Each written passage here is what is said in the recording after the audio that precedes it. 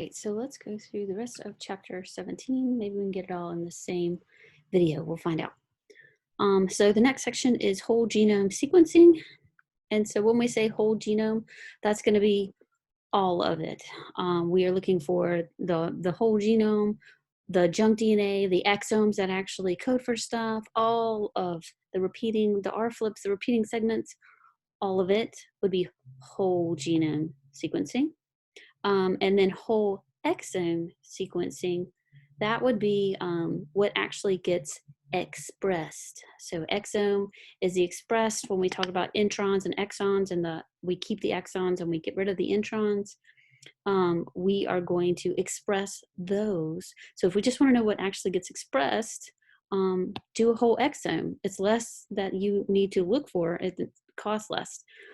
So whole exome is going to be just the coding part of all of it, just the coding part.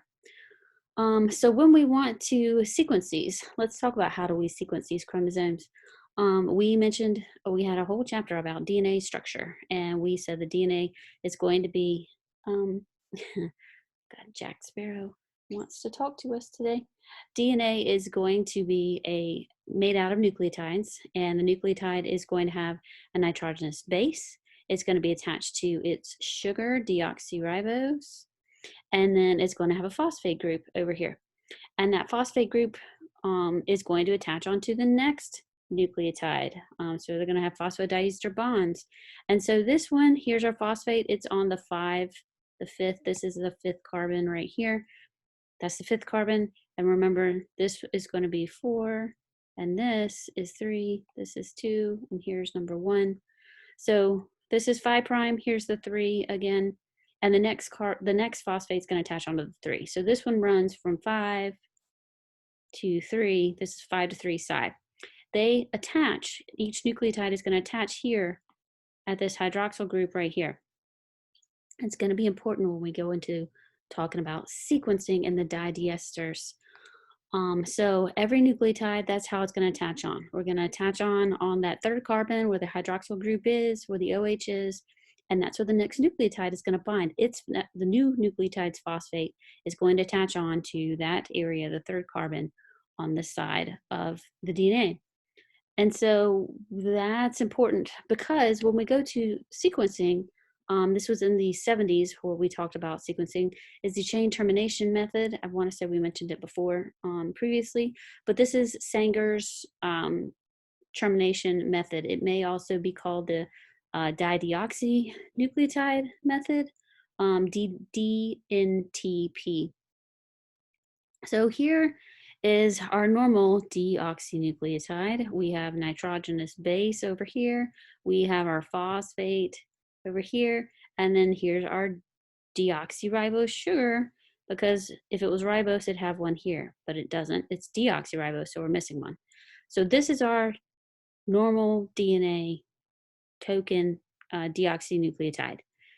On a dideoxynucleotide, we have missed the oxygen on both sides here. So not only is the oxygen missing here, but we pull the oxygen here.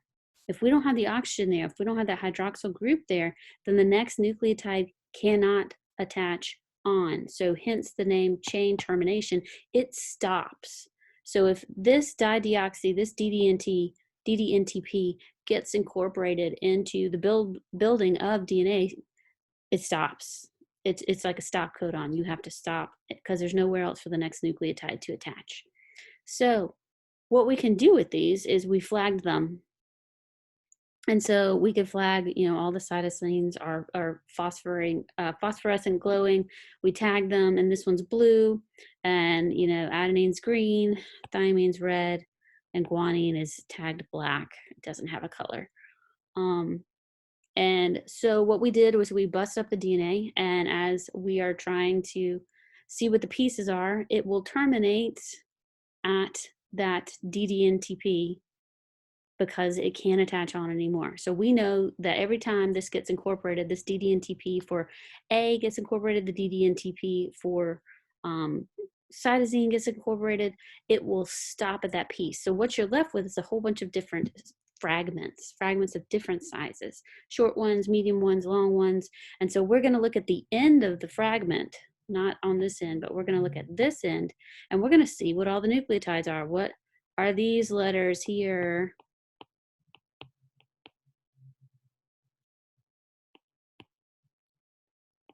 And we have all of this stuff that we can pull from and look at its coding. And let's compare it to another one.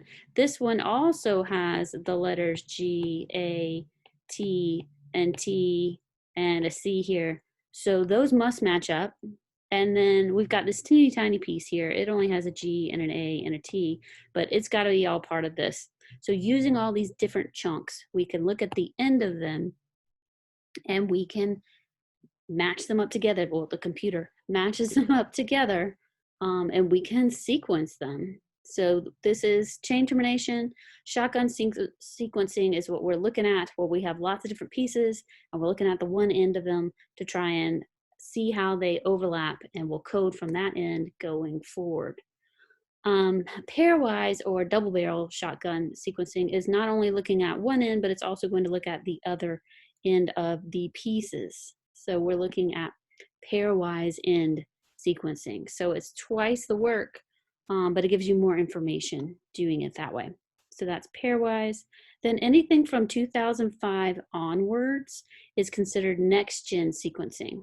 So this used to be super expensive back in the day. It took a lot of money and it took a lot of time to sequence something. Again, it took 13 years for us to figure out the human genome.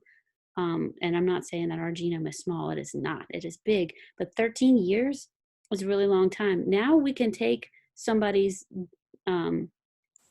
we can take an organism and we can try and sequence it.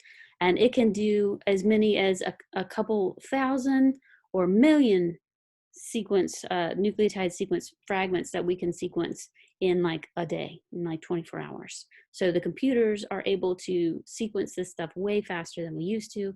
It's cheaper. So this is the next gen, and this happens from 2005 onwards, is next gen sequencing. It's all automated, super fast, a lot cheaper than it used to be. Next gen sequencing. If you want to find out more, of course, there are videos that go through the whole process of Sanger method, chain termination method. What do we do with that knowledge? Well, we have model organisms. When we have a model organism, we're always trying to study it and figure out why it does what it's doing and how can we use that knowledge to further what we're trying to figure out. If we're trying to figure out what certain behavior treatments cause in gene expression on mice, because we can't do horrible things to different types of behaviors to people. That would be terrible, but we can do those to animals. So if we were going to see what positive behavior and a negative behavior looked like on an animal in gene expression, we could do that. Well, if I know all the genes on the mouse, then I can perform this experiment and see exactly what genes are getting expressed. This is a model organism. I know everything about this thing. So we have mice, we've got fruit flies, there's vinegar eels, different types of flowers. I don't know the common name of this guy. And bacteria, fungi. We have a lot of different model organisms that we have sequenced all of their information. And then when we do sequence all of their information, we can put it in a genome library. So other people can then use that knowledge if they didn't already know this. They can use those genes to further their research too. So there are genomic libraries out there of sequencing of all sorts of organisms. That's like open ed resource for everybody to learn from. So these are model organisms. Again, we said it took 13 years for us to figure out what the human genome sequencing was. Now we can sequence it very fast. If anybody is doing the 23andMe's, I feel like everybody has done one by now. But you can get your stuff turned around relatively fast. I want to say within like a month maybe is about the turnaround time for it. But also think about that information. Your DNA is about as personal as it gets for you.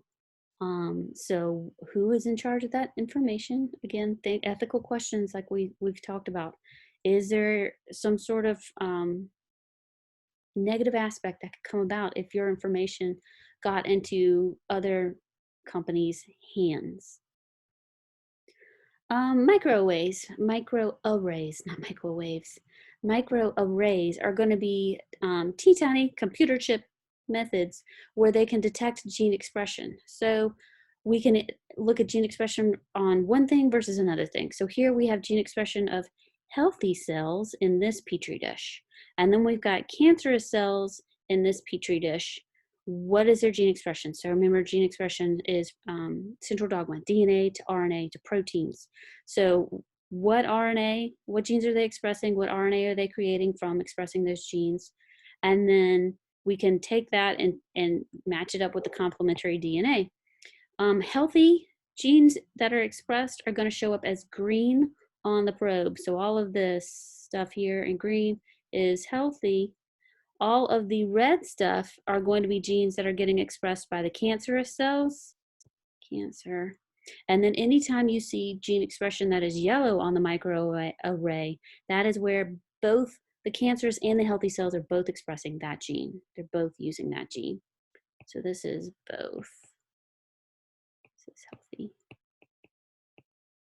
So we can do microarrays for gene expression on computer chips. It's pretty cool and help with gene sequencing.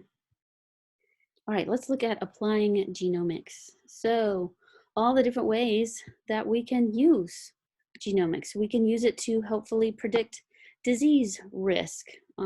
Currently, we can see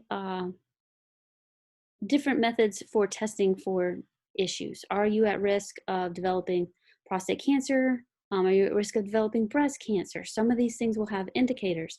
The current test to look for prostate cancer is to test for PSA levels, the prostate antigen levels, and if they get really high, then that's a red flag. But it's talking about using biotechnology, we can look at the gene expression of this one gene. So the PCA3 gene, this gets expressed by the epithelial cells on the prostate. And when it's in cancerous form, when the prostate's in cancerous form, it gets overexpressed. So instead of just making a normal amount of mRNA to turn into a protein, now we're making a ton of mRNA. So if we're overexpressing our gene and we're producing a lot of messenger RNA, then we can look and see, can we detect this in the urine? And so now they're thinking about looking at the PCA3 levels in the urine as a better indicator of prostate cancer. What about, I left off this one, pharmacogenomics. What about based on your gene expression? Does certain medication work for you and not others? What about if you take a medication and your gene expression just like tackles whatever that illness is that you needed the medicine for? Well, somebody else's gene expression isn't really getting turned on to the level that yours is. Well, maybe we could adjust the dose all based on the gene expression of somebody. So we could tailor make treatments to people using this information with pharmacogenomics. How does gene expression change based on what you're exposed to? If we are in micro, we have a lot of pure cultures, and pure culture means it's just that organism. So in a pure culture, just say it's, just our classroom with our students, just people in this room. Versus what if, and how would you act if it was just people in this room? Versus how would you act if you were around a situation where it is, maybe you're at the zoo and now it's people and it's, I don't know, flamingos and the chimpanzees and pigeons are landing at your feet and all sorts of things are going around. How would you interact? What gene expressions would occur in that kind of situation? Would it be the same? Would you act the same? Probably not. So in a pure culture, when it's just you in solitary confinement with nothing but other humans, um, or metagenomics, where it is you and everything else. Maybe there's other factors going on. Maybe there's pollution that can also interact in this situation. But metagenomics is where we're taking all of it as a whole and looking at gene expression. So multiple species interacting in a niche and how's their gene expression. So that's metagenomics. It's going to differ than if it was just you all by yourself in a pure culture. Other things that we can use biotech for, biofuels. So can we make renewable fuels? Biofuel, it can be made right now out of algae. We can harvest the oil and use that for biofuels. I guess it was like 15 years ago, we're looking at getting into a switchgrass plant in Georgia, and that was going to be used as a source of ethanol for biofuels, but they couldn't ramp it up from the successes that they had in lab to mass market it into a factory farm kind of thing. So that did not work out. But all sorts of things that we're looking for with biotech, with biofuels. Maybe we can revamp our antibiotics because a lot of our antibiotics are having drug resistance. So we can maybe use that and alter that drug in some way, or we can maybe use that drug in combination with another drug, and then that drug is now useful again because the bacteria don't know how to interact with the 1-2 punch of a double combo. All of these are biotech advances that we are using to try to benefit mitochondrial genomics. We said on the intercellular endosymbiotic theory, there we go, on the endosymbiotic theory that chromosomes, it's not my day, chlorophyll that's going to be found in our chloroplasts. Those guys, the chloroplasts, had their own genome. So they were filled with their own pigments, but they were bilayer and they had their own genome inside. And we said the same thing for mitochondria. Those things were bilayer and they had their own genome inside. So they had to have been prokaryotes originally, and our eukaryotic cells incorporated them. Well, when we went through the meiosis chapter, we talked about how the sperm's nucleus has its DNA inside of it, and that's really the only thing we need out of the sperm. So when the sperm meets up with the egg, that nuclear material is going to leave the sperm, go into the egg, and fuse with the nucleus inside the egg. So all of the mitochondria genome is coming from the moms. So it's mom's egg. So you can trace that mitochondrial DNA up through a family and look through the maternal line and see what's going on with those. You can trace genealogy that way. Oh, excuse me. Forensics, of course. If anybody is a fan of all of those forensic shows out there, there's more all the time, and I'm losing track of them. But Bones or CSI or whatever's out there right now, can we track this down? I want to say I've mentioned this, but in case I didn't mention the anthrax scare in 2001, where somebody was mailing out anthrax to people that he thought he didn't agree with, and he mailed out this powdered form of anthrax, and it was making people really sick, and I want to say it killed a number of people. We were able to analyze that anthrax, this specific strain of anthrax, because not all anthrax is the same. Some of them are more pathogenic than others, and we can tell by the genes that they have, what genes they're going to express that make them more toxic than others. So we could look at those genes found in that anthrax and know that this specific type of anthrax is what's been mailed out. And everyone who got sick got this specific one. And who would have access to this specific type of anthrax? Who could get this and mail it out to people? And they were able to track down the person who did it and hold them accountable. So biotech can be used in all sorts of things. Genomics and proteomics. If we were going to look at everything, right, all the DNA, all the expression DNA, all the junk DNA, all of it, that's genomics. What if we want to look at DNA, then RNA, and just the proteins? What proteins get expressed in this cell? What proteins is that cell creating at this moment? Basically, what are we turning on at this moment what's it getting exposed to make these proteins, then you'd want to look at the proteomics. So proteomics is looking at the DNA and the RNA, and then the proteins that get expressed by the DNA from the RNA to the proteins. So if all I want to know is, how much insulin is this cell producing, then I would look at the proteomics of cells inside of the pancreas and see proteomics. If I wanted to know all of the different metabolites that an organism can produce, then that would be metabolomics. What are the different enzymes and things that this cell is producing? Metabolomics. If I can knock out a bacteria from producing folic acid and it needs folic acid, then I can kill that bacteria. That's a way for me to use an antibiotic because I can mess with its metabolism and knock that thing out. So metabolomics, studying the metabolites in the organism. Systems biology is going to look at all of the biological systems, the genomes, the proteomes, all of it within that organism.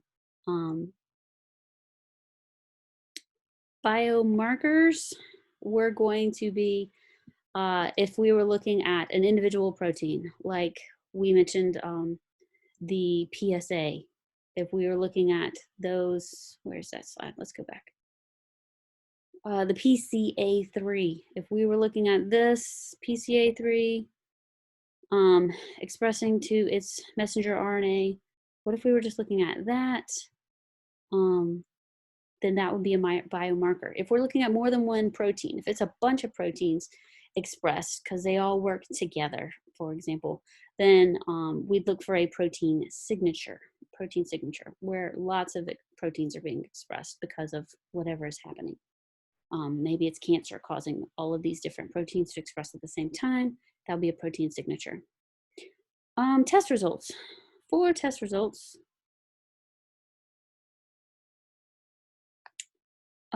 you can have a positive test result, which means that you are testing positive. There is enough of whatever it is that you were looking for to test positive. So for example, a pregnancy test.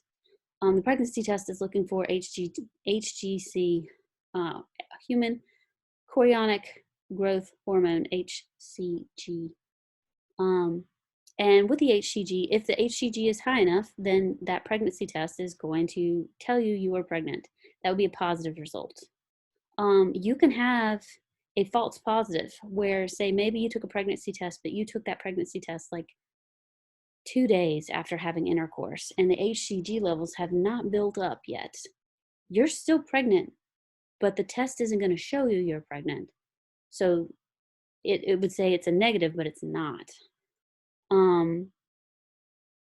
A negative result would say that you are not pregnant. You don't have the HCG, you're not pregnant.